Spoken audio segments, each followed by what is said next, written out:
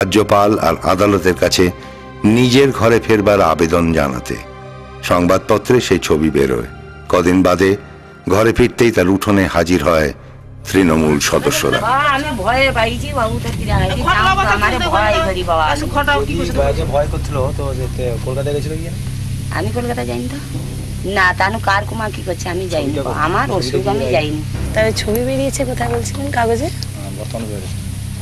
ওই কলকাতায় গেছিল কখন?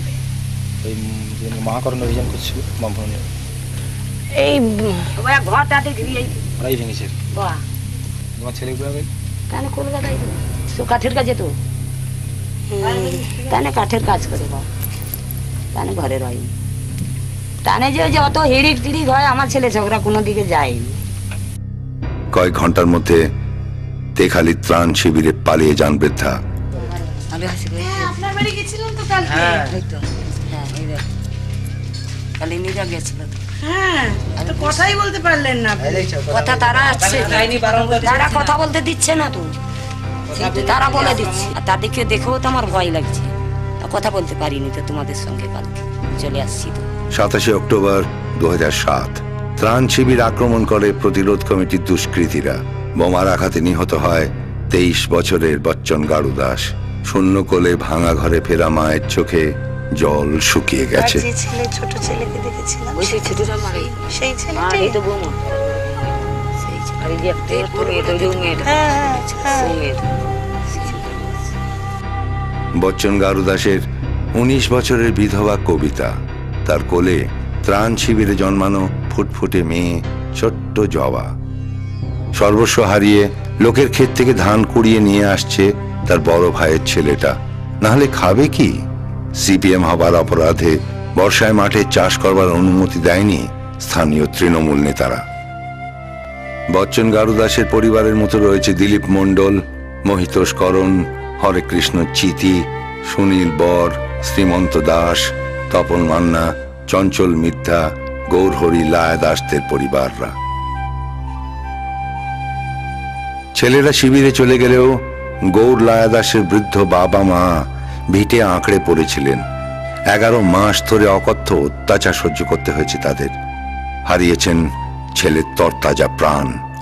দুঃখ দেখতে পারবেন আমার মেলা পড়িয়েছি আজ পুত্র হারা গেলি আর সব হারা গেলি।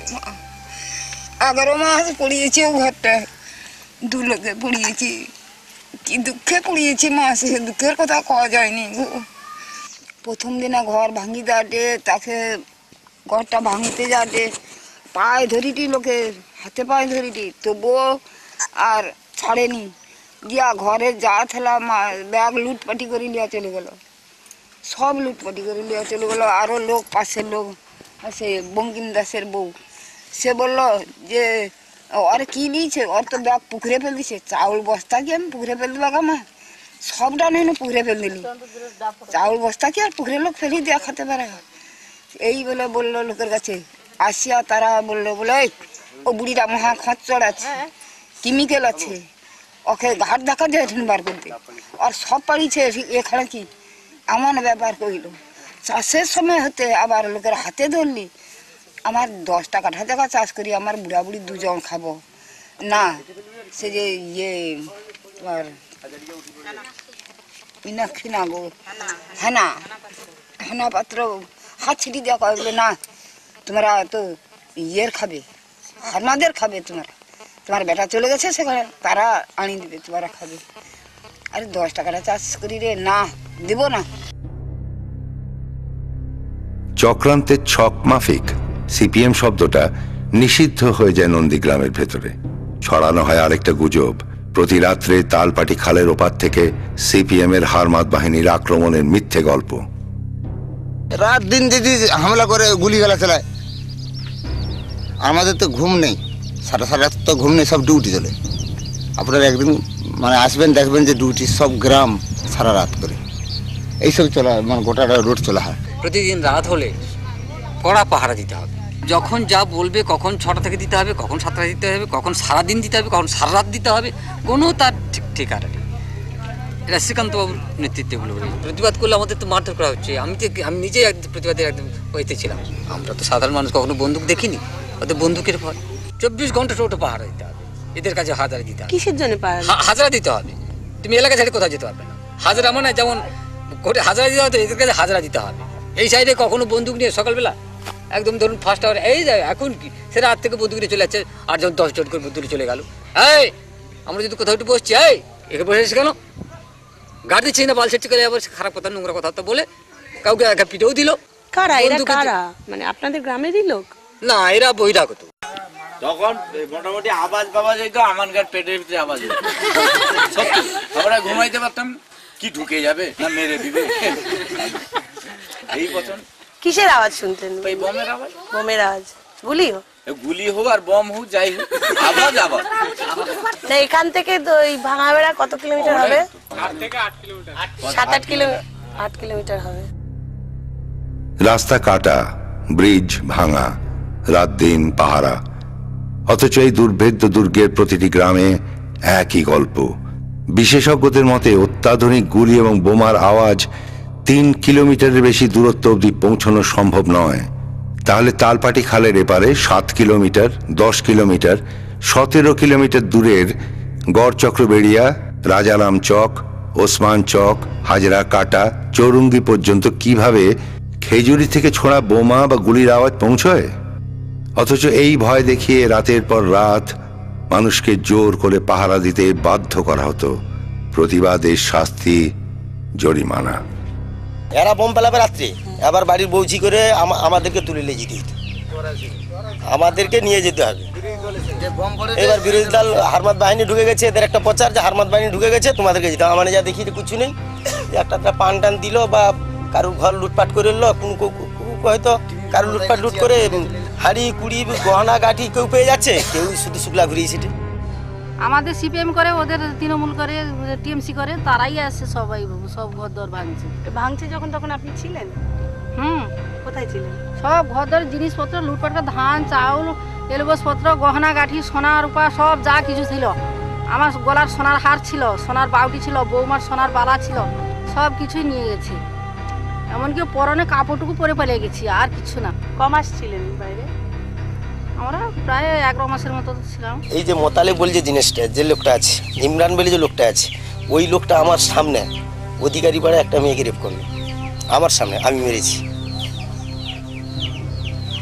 মেয়েটার নামটা জানি, অধিকারী পাড়া মোটামুটি, ওটা গারুপাড়ার উত্তর সাইডটা আছে অধিকারী পাড়া, ওইখানটায় তার ছায়া সমদ লিয়ে পালিয়ে আসলো।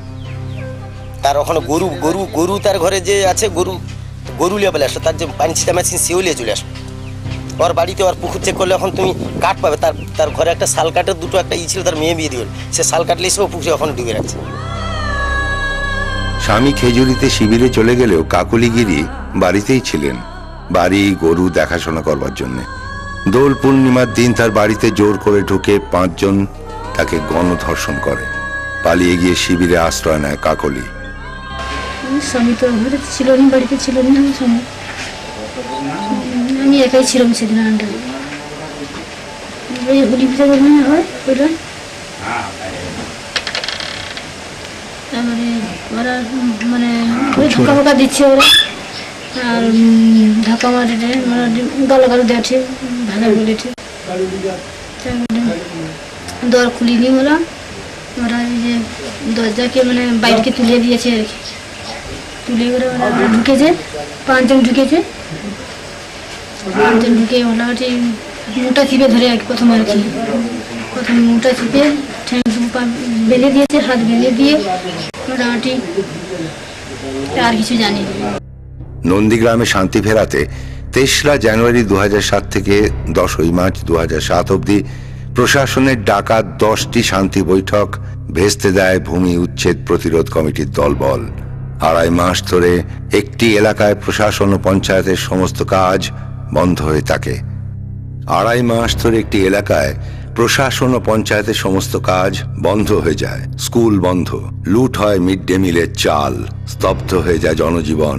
তারপর আসে 14 মার্চ। প্রশাসন ঘোষণা করেন যে তারা রাস্তা মেরামত ও শান্তি শৃঙ্খলা ফেরাতে নন্দীগ্রামে ঢুকবেন।